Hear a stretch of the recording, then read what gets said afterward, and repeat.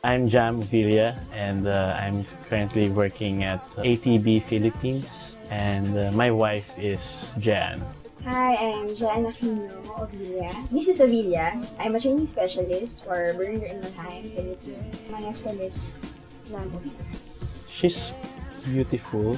He's very generous. Na parang feeling ko, mas naging sweet ako because of him. Mahilig siyang matulog, pero okay lang naman din. Easygoing. So kahit sino pwedeng isama sa kanya, hindi may ilang. Nagkakilala kami sa Medical City. Medrep ako, and then si Jean Medrep din. Pinakilala siya nung close friend ko, si April, as one of her trainees. Actually, naalala ko, ako yung kumuha ng number niya. Usually kasi gano'n eh, kuhanan yung mga reps para, oy, miss call mo ako or i-text mo ako if patapos na yung line. Kasi nga meron ako ipo-cover ng ibang doctor. Kinilig ako. Kasi, syempre, makaka-communicate ako dun sa gusto ko. Alam mo, sa totoo lang. Yung sa alala ko hindi siya nag-text na, oh, you wanna go out.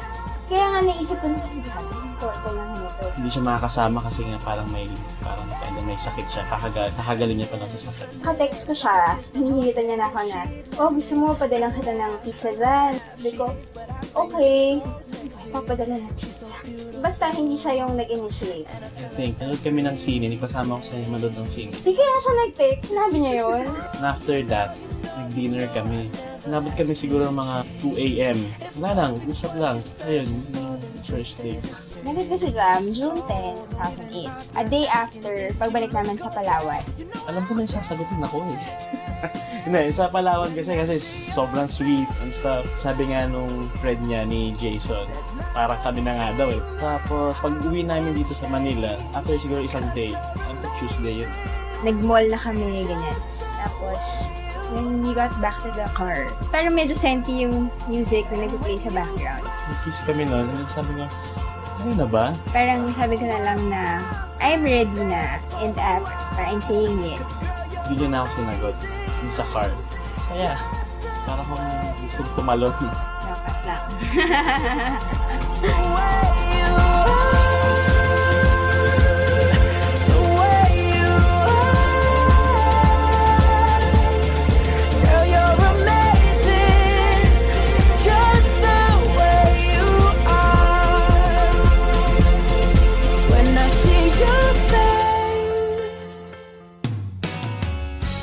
He proposed April of 2009. Easter Sunday na lang. Nagpa-book ako sa Legend Hotel. Sabi, wala na iba eh, kasi mahal ng ring eh.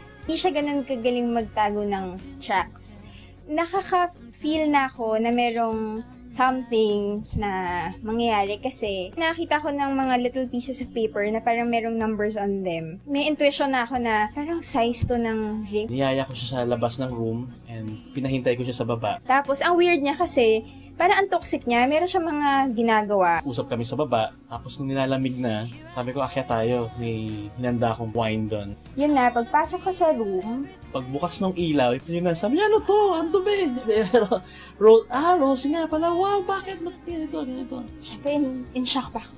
Ganyan, di ba ako magsalita. So, lakad na konti. When I got in the middle of the room, nag-kneel down lang siya, and then, nilabas na niya yung cream-colored na nilagyan ng ring. Actually, gusto ko may intro eh. Yung mga sa movies, di ba? Wala na ako naisip nun. Bigla na lang, will you marry me? Shucks, sabi na, iyak na ako, ganyan, overflowing emotion. Tapos yun, I said yes without blinking an eye. And then, yun, nag-hug kami. Yeah, I just call you mine.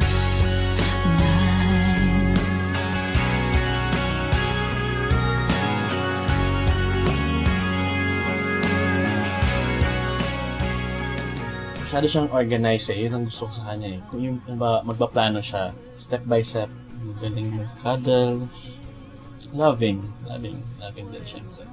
Yung little surprises. Parang bibili niya ako ng something dahil naalala niya, gusto ko yung pag-alaga. Parang sobrang ma-assist. You feel like a princess parate.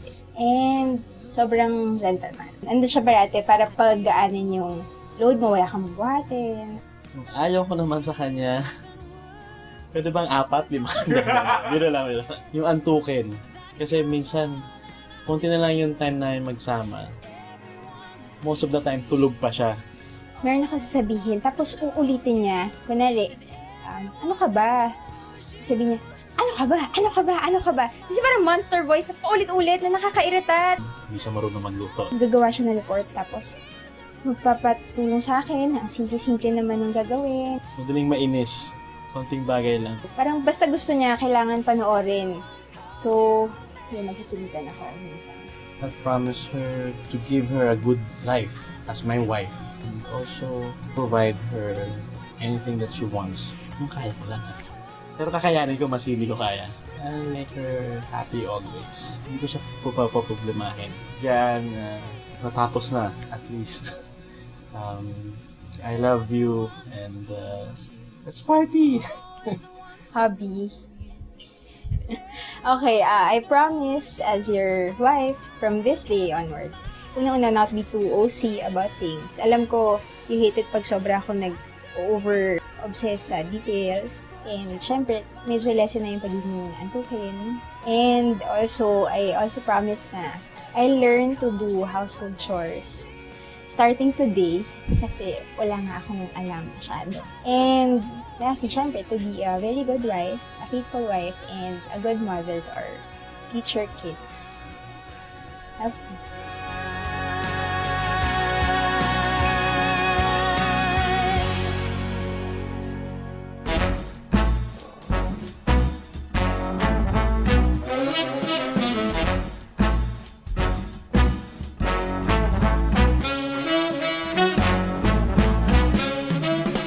To all the guests na pumunta ngayon sa very special day namin ni Jan, thank you sa paglalaanan ng oras and nag-party tayo.